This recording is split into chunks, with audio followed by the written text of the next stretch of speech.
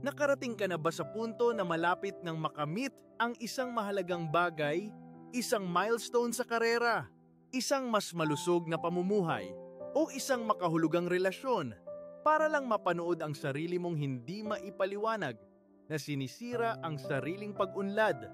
Siguro nag-procrastinate ka hanggang lumampas ang deadline, nakipagtalo sa partner mo nang maayos ang mga bagay, o iniwan ang isang malusog na routine nang nagsisimula na itong magpakita ng resulta.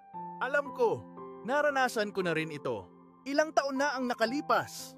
Nag-commit ako na baguhin ang kalusugan ko pagkatapos ng isang nakakabahalang pagbisita sa doktor. Sa loob ng 3 buwan, consistent ako regular na nag-e-exercise, naghahanda ng masustansyang pagkain, at sapat ang tulog. Hindi maikakaila ang mga resulta. Tumaas ang enerhiya ko, bumuti ang mood ko, at nagpakita ng malaking pag-unlad ang mga lab results ko. Napansin ng mga kaibigan ang positibong pagbabago ug nagkomento pa tungkol dito. Pero parang mula sa wala, nagsimula akong gumawa ng maliliit na exception sa routine ko. Ang isang napalampas na workout ay naging 3. Ang isang beses lang na treats ay naging araw-araw na indulgence. Kahit nakitang-kita ko ang ebidensya na ang mga bagong gawin na ito ay nagpapabuti sa buhay ko sa lahat ng paraan, unti-unti ko silang iniwan. Bumalik sa mga pattern na nagkompromiso sa kalusugan ko sa una. Mga buwan lang ang lumipas bago ko napagtanto na hindi ito ang unang pagkakataon na sinabotahe ko ang aking kaginhawahan. Nang nagsisimula na nang mag-ugat ang mga positibong pagbabago sa aftermath, naiwan akong nagtatanong sa sarili ko ng parehong mga tanong na hinintay natin. Bakit patuloy kong hinihintay ang sarili ko? Ang pattern ng self-sabotage na ito ay nakakabigo, napakakaraniwan, pero bihira nating nauunawaan ang mas malalim nitong psikolohikal na ugat. Ngayon, sumisid tayo sa malalim na pananaw ni Carl Jung, isa sa pinaka-impluwensyal na psikolohista sa kasaysayan, na natuklasan na ang self-sabotage ay hindi simpleng usapin ng masamang gawi o mahinang willpower. Inihayag ni Jung na ang mga self-destructive na pattern na ito ay nagmumula sa komplikadong mekanismo sa ating hindi malay na isip, mga mekanismong sa kabalintunaan naniniwalang pinoprotektahan tayo. Sa videong ito, matutuklasan mo kung bakit minsan laban sa mga hininintay natin ang isip natin, kung paano makilala ang mga nakatagong pattern na nagtutulak sa iyong self-sabotage, at pinakamahalaga, kung paano simulan ang paglalakbay tungo sa integrasyon at kabuuan na pinaniniwalaan ni Jung na ating ultimong psikolohikal na layunin. Bago tayo sumisid sa mga pananaw ni Jung tungkol sa self-sabotage, maunawaan natin ng maikli ang tao sa likod ng mga revolusyonaryong ideyang ito. Si Carl Jung, ipinanganak sa Switzerland noong 1875, ay nagsimula bilang malapit na kolaborador ni Sigmund Freud, pero kalaunan ay naghiwalay upang bumuo ng sariling paaralan ng analytical psychology, kung saan pangunahin ang focus ni Freud sa mga itinakwil na sexual na hinintay. Pinalawak ni Jung ang ating pag-unawa sa hindi malay na isip sa mga dramatikong paraan. Pinakilala niya ang personal unconscious na naglalaman ng ating individual na itinakwil na karanasan at nakalimutang alaala, at ang tinawag niyang collective unconscious, isang mas malalim na layer na ibinabahagi ng lahat ng tao na naglalaman ng mga universal na pattern ug imahe na tinukoy niyang mga arketipo. Ipinakilala ni Jung ang mga konseptong malalim na nakaapekto hindi lamang sa psikolohiya, kundi pati sa panitikan, pelikula, at maging sa kung paano natin nauunawaan ang sarili natin ngayon. Ang mga termino tulad ng introvert at extrovert, complex, at ang konsepto ng persona ay nagmula kay Jung. Pero marahil ang pinakarelebanteng kontribusyon niya para sa pag-unawa sa self-sabotage ay ang kanyang konsepto ng anino ang mga bahagi natin na itinakwil natin, itinago, o hindi kailanman binuo. Gaya ng sikat na sinabi ni Jung, hangga't hindi mo ginagawang malay ang hindi malay, ito ang magdidirekta sa buhay mo at tatawagin mo itong kapalaran. Nag-aalok ang framework ni Jung ng natatanging pananaw sa ating mga self-destructive na pattern. Dahil kinilala niya na ang hindi malay na isip ay hindi lamang imbakan ng mga itinakwil na hinintay. Ito ay isang aktibo, matalinong puwersa na may sariling agenda, minsan salungat sa ating mga malay na layunin. Kaya, ano nga ba ang self-sabotage mula sa pananaw ni Jung? Sa esensya, ang self-sabotage ay nangyayari kapag ang mga hindi malay na puwersa sa loob natin ay aktibong laban sa ating malay na intensyon. Hindi ito simpleng pagkabigo o malas. Ito ay isang pattern ng kilos kung saan sinisira natin ang sarili natin sa mga predictable na paraan, madalas sa mga critical na sandali sa modernong buhay. Ito ay tumatagal ng iba't ibang anyo. May procrastination, kung saan ipinapagpaliban natin ang mahahalagang gawain kahit alam natin ang mga kahihinatnan. Self-medication sa mga substance, pagkain, o iba pang distractions na nagbibigay ng pansamantalang ginhawa pero pang matagalang pinsala, pagsira sa relasyon, kung saan itinutulak natin palayo ang mga hinintay natin kapag nagsisimulang maging seryoso ang mga bagay. At career self-limitation, kung saan naglalaro tayo na maliuugid ang makalit, iniiwasan ang mga pagkakataon o lumilikha ng mga konflikto sa professional na setting. Kapansin-pansin ang pagkakapare-pareho ng mga pattern. Kapag malapit ng magbago para sa mas mabuti, kapag nasa bingit na tayo ng paglago ug tagumpay, parang may isang bagay sa atin ang humihintay ng emergency brake. Pero narito ang paradox na kinilala ni Jung. Bakit ang anumang bahagi natin ay sadyang makakasama sa mga hinintay natin? Bakit paulit-ulit nating sinisira ang sarili nating kaligayahan, tagumpay, o kaginhawahan? Ang sagot ay mas malalim kaysa sa inaasahan natin. Naniniwala si Jung na ang pangunahing pinagmulan ng self-sabotage ay ang tinukoy niyang anino, ang imbakan ng lahat ng aspeto natin na itinakwil natin, itinago, ug hindi kailanman binuo. Mula sa murang edad, natutunan natin kung aling bahagi ng sarili natin ang katanggap-tanggap sa ating pamilya, kultura, at lipunan, at kung aling bahagi ang kailangang itago. Siguro natutunan mo na ang galit ay hindi pinapayagan sa inyong tahanan, o na ang ilang talento ug interes ay hindi hinihikayat. Marahil ang kahinaan ay sinalubong na pagtanggi o ang ambisyon ay itinuring na makasarili. Anuman ang spesipikong nilalaman, lahat tayo ay bumubuo ng tinutukoy ni Jung na persona ang ating sosyal na maskara na ipinapakita lamang sa mundo, ang mga katanggap-tanggap na bahagi ng sarili natin. Pero ang mga itinakwil na aspeto ay hindi simpleng nawawala. Itinulak ang mga ito sa anino, kung saan patuloy silang umiiral, nakakaimpluwensya sa atin mula sa ilalim ng threshold ng kamalayan. Narito ang mahalagang pananaw. Ang anino ay naglalaman hindi lamang ng negatibong katangian, kundi madalas ang ating pinaka-vital ug malikhaing enerhiya. Kapag itinakwil natin ang mga aspeto ng sarili natin, nawawala rin natin ang access sa kanilang potensyal na positibong ekspresyon. Ang relasyon sa pagitan ng anino at self-sabotage ay direkta ug makapangyarihan. Kapag ang mahahalagang material ng anino ay nananatiling hindi kinikilala, may ugali itong lumitaw sa mga distorted, madalas destructive na paraan. Halimbawa, kung itinakwil mo ang iyong galit, maaari kang maging passive-aggressive ug misteryosong pagod sa paligid ng ilang tao.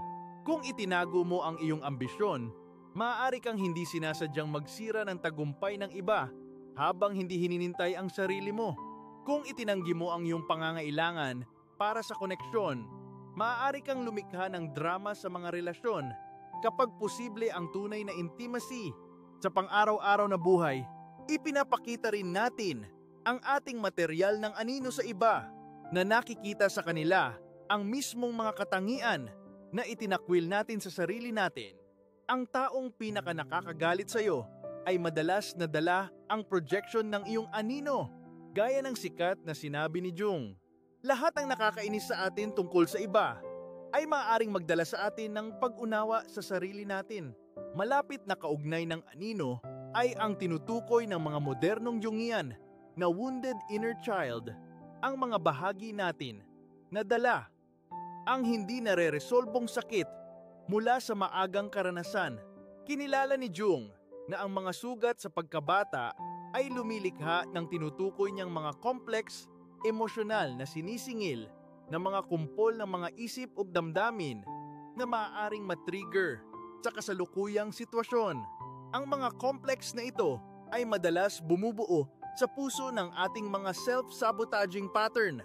Isaalang-alang ang tinutukoy ng mga psikolohista na repetition compulsion, ang ating hindi malay na ugali na muling likhain ang mga masasakit na sitwasyon mula sa nakaraan. Mula sa pananaw ni Jung, hindi ito simpleng masokismo. Sa halip, ito ang pagtatangka ng psyche na kontrolin ang dating napakalaki sa atin upang sa wakas ay resolbahin ang hindi nare-resolba. Halimbawa, kung naranasan mo ang pag-iwan bilang bata, maaari kang hindi sinasadyang lumikha ng mga sitwasyon kung saan natatapos ang mga relasyon.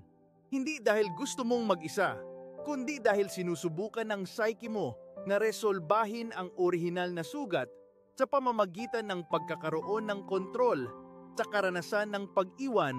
Ang mga parental complex ay may particular na makapangyarihang papel dito. Kung ang iyong ama ay lubos na kritikal, maaari kang mag-internalize ng isang inner critic na sumisira sa iyong mga tagumpay. Kung ang iyong ina ay emotional na hindi available, maaari kang makitang hindi kayang tanggapin ang nurturing kahit na malayang inaalok ito. Ang nagdudulot ng mga pattern na ito na napakatagal ay na sila ay orihinal na binuo bilang mga survival strategy. Ang batang natutunan na itago ang kanilang tunay na damdamin upang maiwasan ang pagtanggi ay ginagawa ang kinakailangan sa kapaligirang iyon. Ang problema o kapag ang mga estratehiyang ito ay nagpapatuloy ng matagal pagkatapos na kailanganin, na sinisira ang mismong mga hinintay natin ngayon. Gaya ng sinabi ni Jung, hindi ako ang nangyari sa akin. Ako ang pinili kong maging. Pero ang pagpiling iyon ay nangangailangan ng pagiging malay kung paano patuloy na hinuhubog na nakaraan ang kasalukuyan. Isa sa pinakarevolusyonaryong pananaw ni Jung ay ang kanyang pag-unawa sa Sogeiki bilang isang self-regulating system na natural na naghihintay ng kabuuan at balanse. Mula sa perspektibong ito, ang self-sabotage ay hindi simpleng dysfunction. Madalas itong nagsisilbi ng isang teleological function. Ibig sabihin, ito ay may layunin. Kahit na ang layuning iyon ay hindi agad malinaw sa ating malay na isip. Kapag naranasan natin ang self-sabotage, maaaring ito talaga ang pagtatangka ng psyche na panatilihin ang psikolohikal na equilibrium. Kung ang isang aspeto ng ating personalidad ay nagiging masyadong dominante o rigid, maaaring lumitaw ang isa pang bahagi para lumikha ng balanse. Ang isang workaholic ay maaaring biglang magkaroon ng hindi mapigilang urge na iwan ang mga responsibilidad. Hindi dahil tamad sila, kundi dahil hinintay ng psyche ang balanse na hinintay ng kanilang malay na isip. Ang self-sabotage ay maaari ring magsilbi bilang proteksyon laban sa ego inflation. Kapag masyado tayong naging identified sa tagumpay o partikular na self-image, maaaring lumitaw ang anino para ipaalala sa atin ang ating kabuuan na kasama ang parehong liwanag ug anino na aspeto tawag badiya. Minsan, pinipilit tayo na self-sabotage na isama ang mga itinakwil na aspeto ng sarili natin na kinakailangan para sa ating paglago.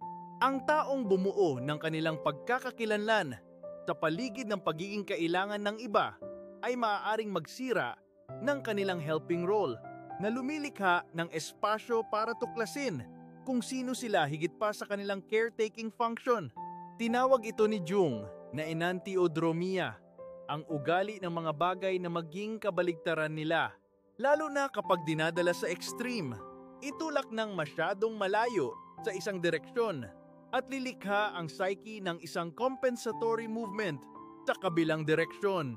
Kung mas mahirap mong itinakwil ang isang bagay na mahalaga, mas malakas itong lumilitaw kalaunan. Binabago ng pag-unawang ito kung paano natin nakikita ang ating mga self-defeating na pattern. Hindi lamang sila mga hadlang na kailangang lampasan, kundi potensyal na makahulugang komunikasyon mula sa mga bahagi natin na naghihintay ng integrasyon. Sa puso ng psikolohiya ni Jung ay ang konsepto ng individuasyon, ang panghabambuhay na proseso ng psikolohikal na pag-unlad tungo sa kabuuan, integrasyon, at self-realization. Ang self-sabotage, sa pinakamalalim nitong kahulugan, ay maaaring maunawaan bilang paglaban sa proseso ng individuation na ito. Habang hinintay natin ang paglago, ang mga bahagi natin ay natatakot sa pagbabagong hinintay nito. Gaya ng sikat na napansin ni Jung, walang pagdating sa kamalayan nang walang sakit. Ipinapakita nito ang isang malalim na paradox. Maaari nating katakutan ang pagiging tunay natin higit pa kaysa sa takot natin sa pagkabigo. Ang tunay na paglago ay madalas nangangailangan ng pag-iwan sa mga pamilyar na self-concept, pattern ng relasyon, at mekanismo ng depensa na, kahit na naglilimita, nagbibigay ng pakiramdam ng seguridad at pagkakakilanlan. Ang ego, ang ating malay na pakiramdam ng sarili, ay natural na nagtatanggol laban sa pagbabago, kahit positibong pagbabago, dahil ito ay kumakatawan sa isang uri ng psikolohikal na kamatayan ng lumang sarili. Kung mas mahalaga ang potensyal na paglago, mas malakas ang paglaban madalas. Isinulat ni Jung na ang pinakanakakatakot na bagay ay ang tanggapin ang sarili ng ganap. Ang ating self-sabotage ay maaaring sumasalamin sa takot na ito. Ang takot na kunin ang buong potensyal o responsibilidad natin. Gaya ng napansin niya, gagawa ang mga tao ng kahit ano, gaano man kaabsurdo, para maiwasang harapin ang sarili nilang kaluluwa. Gayunpaman, napansin din ni Jung na ang pribilehiyo ng isang buhay ay ang maging tunay na ikaw. Ang tensyon sa pagitan ng ating pangungulila sa pagiging autentiko o ating takot sa pagbabago ay nasa puso ng maraming self-sabotaging pattern.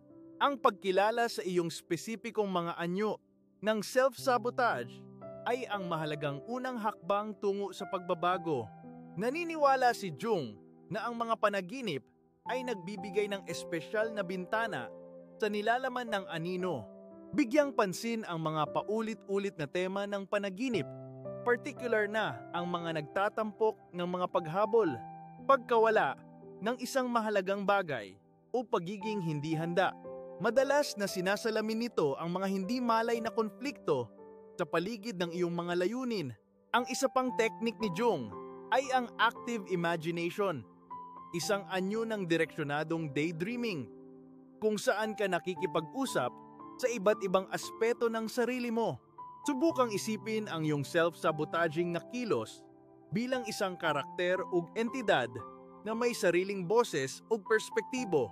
Ano ang sasabihin nito tungkol sa layunin nito sa buhay mo? Ano ang kinatatakutan nitong mangyayari kung itinigil nito ang panghihimasok? Ang mga palatandaan na ipinapakita mo ang nilalaman ng anino ay kasama ang malakas na emosyonal na reaksyon na parang hindi proporsyonal sa mga sitwasyon, patuloy na mga konflikto sa parehong uri ng mga tao o pagkritik sa iba para sa mga katangiang hinintay mo sa sarili mo. Ang tapat na self-reflection ay mahalaga. Tanungin ang sarili mo, anong mga pattern ang paulit-ulit na lumilitaw sa buhay mo? Sa anong punto karaniwang nagkakamali ang mga bagay? Ano ang itinuro sa iyo na hindi ka tanggap-tanggap tungkol sa sarili mo habang lumalaki?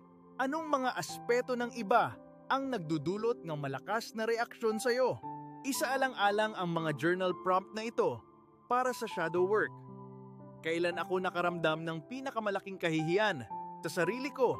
At anong mga katangian ang ipinapahayag ko? Anong mga katangian ang pinaka hindi ko gusto sa iba? Anong mga aspeto ng sarili ko ang pinakapilit kong itinatago o kinokontrol? Ano ang kinatatakutan kong itatakwil ng iba sa akin? Kung talagang kilala nila, kailan o paano ko pinaka-predictable na sinasabotahe ang sarili ko? Tandaan ang pananaw ni Jung na lahat ng nakakainis sa atin tungkol sa iba ay maaaring magdala sa atin ng pag-unawa sa sarili natin. Ang iyong pinakamalakas na reaksyon ay madalas direktang tumuturo sa iyong material ng anino. Ang approach ni Jung sa pagtagumpayan ng self-sabotage ay hindi tungkol sa pag-alis ng anino, kundi sa pagsasama nito, pagbuo ng isang malay na relasyon sa mga itinakwil na aspeto ng sarili natin. Nagmamarka ito ng mahalagang pagkakaiba sa pagitan ng repression o conscious containment. Ang repression ay nagtutulak ng hindi hinintay na material ng mas malalim sa hindi malay, kung saan nagkakaroon ito ng kapangyarihan, lumilitaw sa mga distorted na anyo. Ang conscious containment ay kinikilala ang mga aspeto habang pinipili kung paano ipahayag ang mga ito ng konstruktibo. Ilang praktikal na teknik ang maaaring makatulong sa shadow integration. Ang dream analysis ay kinabibilangan ng pagtala o pagninilay sa mga panaginip na hinintay ang mga figure ng anino, ang mga ugtakid, o mga itinakwil na aspeto ng sarili mo. Bigyang pansin ang mga karakter sa iyong mga panaginip na nagdudulot ng mamalakas na emosyon o kumakatawan sa mga katangiang kabaligtaran ng iyong malay na pagkakakilanlan. Ang active imagination, tulad ng tinalakay natin kanina, ay lumilikha ng dialogo sa hindi malay na nilalaman sa pamamagitan ng pagsulat, sining, o meditasyon. Maaari kang magbigay ng boses sa iba't ibang bahagi ng sarili mo at bumuo ng relasyon sa kanila. Ang simbolikong pag-unawa ay nangangahulugang tingnan ang mga self-sabotaging na kilos bilang simbolikong komunikasyon sa halip na simpleng mga problemang kailangang alisin. Tanungin kung ano ang maaaring sinusubukang makamit o ipahayag ng bawat pattern.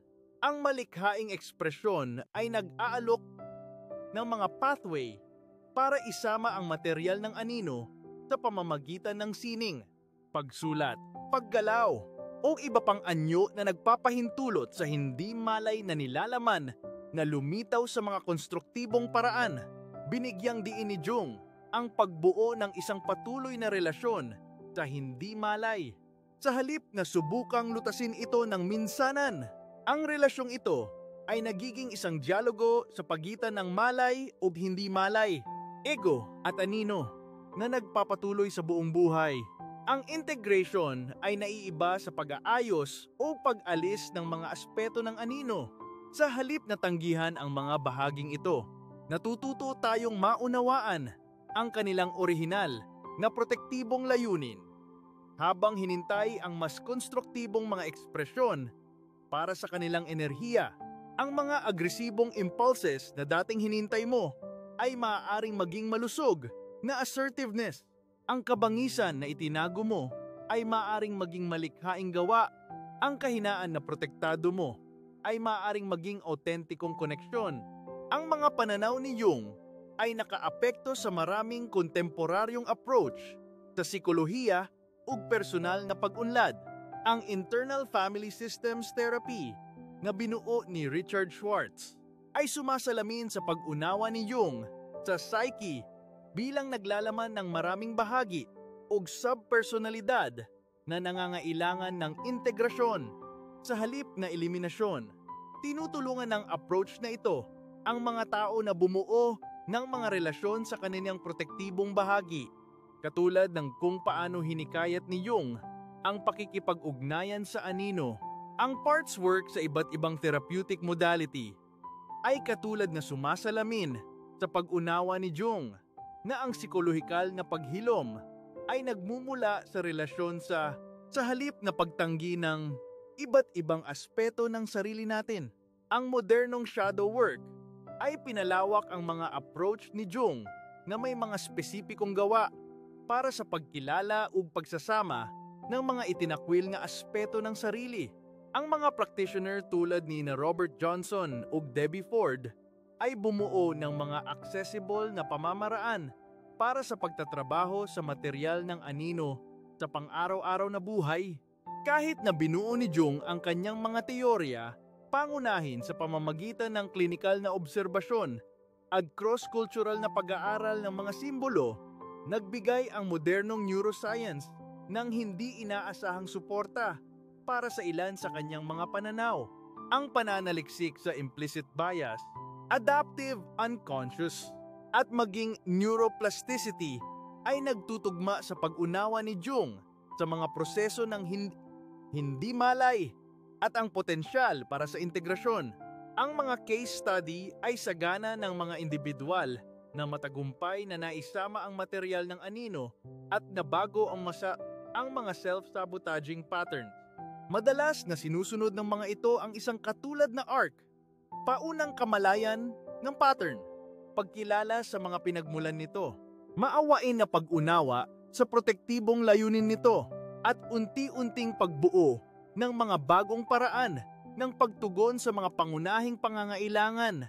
Ang central na prinsipyo sa approach ni Jung ay ang tinukoy niyang holding the tension of opposites, ang kakayahang malay na maranasan ang mga magkakasalungat na aspeto ng sarili natin nang hindi agad sinusubukang resolbahin ang discomfort. Naniniwala si Jung na ang psikolohikal na paglago ay nangangailangan ng pagyakap sa paradox. Sa halip na maghanap ng premature resolution, ang kapasidad na hawakan ang kontradiksyon na maging parehong mahina at malakas, ambisyoso at maawain, independyente at konektado, ay nagmamarka ng mature na pag-unlad. Mula sa tensyong ito, lumilitaw ang tinukoy ni Jung na transcendent function, isang bagong psikolohikal na posisyon na lumalampas sa orihinal na oposisyon. Hindi ito kompromiso ug middle ground, kundi isang tunay na bagong perspektibo na kasama ug binabago ang mga magkakasalungat na elemento. Ipinaliwanag nito kung bakit ang mga quick fix at simplistikong solusyon ay nabibigo na tugunan ang ugat ng self-sabotage. Kapag sinubukan nating simpleng alisin ang mga hinintay na pattern nang hindi nauunawaan ang mas malalim na layunin nito, may ugali silang bumalik sa iba't ibang anyo. Hinikayat tayo ni Jung na makita ang karunungan sa paglaban at mga regalo na nakatago sa ating mga pakikibaka. Ang mismong mga pattern na nagdudulot sa atin ng pinakamaraming problema ay madalas naglalaman ng vital na enerhiya at impormasyon na mahalaga para sa ating kabuuan. Gaya ng isinulat ni Jung, ang pagkakamit ng kabuuan ay nangangailangan na ipusta ng isang tao ang kanyang buong pagkatao. Wala nang mas kaunti ang gagawin. Naunawaan ni Jung ang pagharap sa anino bilang bahagi ng tinukoy niyang hero's journey, isang universal na pattern ng psikolohikal na pag-unlad na matatagpuan sa iba't ibang kultura ug mitolohiya. Sa paglalakbay na ito, ang self-sabotage ay hindi lamang hadlang, kundi isang kinakailangang pagkikita sa mga itinakwil na bahagi ng sarili natin na kailangang isama para sa tunay na paglago. Ang bayani ay hindi inaalis ang anino, kundi binabago ito. Isinasama ang enerhiya o karunungan nito sa isang mas kumpletong sarili. Ang paglalakbay tungo sa kabuuan na tinukoy ni Jung na individuation ay hindi nagtatapos sa perpektong pagkakasundo o kawalan ng panloob na konflikto. Sa halip, lumilikha ito ng kapasidad na hawakan ug malay na makipag-ugnayan sa lahat ng aspeto ng sarili natin, na gumagawa ng mga pagpili na ginagabayan ng parehong malay na mga halaga ug hindi malay na karunungan. Ang psikolohikal na maturity sa bisyon ni Jung ay hindi tungkol sa pagiging perpekto, kundi sa integrasyon, ang kakayahang kilalanin ang ating komplikasyon, yakapin ang ating mga kontradiksyon, at kumilos mula sa kamalayan ng parehong ating liwanag at anino. Habang nagninilay ka sa sarili mong mga pattern ng self-sabotage, hinihikayat kita na lapitan ang mga ito, hindi lamang bilang mga problemang kailangang lutasin, kundi bilang mga paanyaya sa mas malalim na pagkilala sa sarili. Tanungin kung ano ang maaaring sinusubukang protektahan o ipahayag ng mga pattern na ito. Isaalang-alang kung anong mga itinakwil na aspeto ng sarili mo ang maaaring naghihintay ng pagkilala. Tandaan na ang gawaing ito ay nangangailangan ng ang tapang na tumingin ng tapat sa sarili mo. Harapin ang hinintay mo at kunin ang kabuuan ng kung sino ka. Gaya ng isinulat ni Jung, ang iyong pananaw ay magiging malinaw lamang kapag kaya mong tumingin sa sarili mong puso. Ang tumitingin sa labas, nangangarap. Ang tumitingin sa loob, nagigising. Tinuklas natin kung paano ipinapakita ng malalim na pananaw ni Carl Jung ang mas malalim na psikolohikal na ugat ng self-sabotage. Kung paano ang ating mga itinakwil na aspeto ng anino hindi nare-resolbong mga sugat, at ang self-regulating na kalikasan ng psyche ay maaaring magdulot sa atin na sirain ang ating malay na mga layunin. Nakita natin kung paano ang paglalakbay tungo sa individuation ay nangangailangan ng pagsasama sa halip na pag-alis ng mga elementong ito ng anino, at kung paano ang integrasyong ito ay nagdudulot ng mas malaking kabuuan at pagiging otentiko. Gusto kong marinig ang tungkol sa iyong mga karanasan sa self-sabotage ug shadow work sa mga komento sa ibaba. Anong mga pattern ang napansin mo sa buhay mo? Anong mga pananaw ang pinakatumugma sa iyo mula sa pagsaliksik na ito? Kung interesado kang matuto pa, inirerekomenda ko na simulan ang Man and His Symbols ni Jung o ang accessible na introduksyon ni Robert Johnson sa shadow work, Owning Your Own Shadow. Kung nakatagpo ka ng halaga sa videong ito, isaalang-alang ang pag-like, pag-subscribe, at pag-share nito sa iba na maaaring makinabang. Ang iyong suporta ay tumutulong na gawing posible ang mas maraming content na tulad nito. Hanggang sa susunod, tandaan ang karunungan ni Jung. Hindi ako ang nangyari sa akin. Ako ang pinili kong maging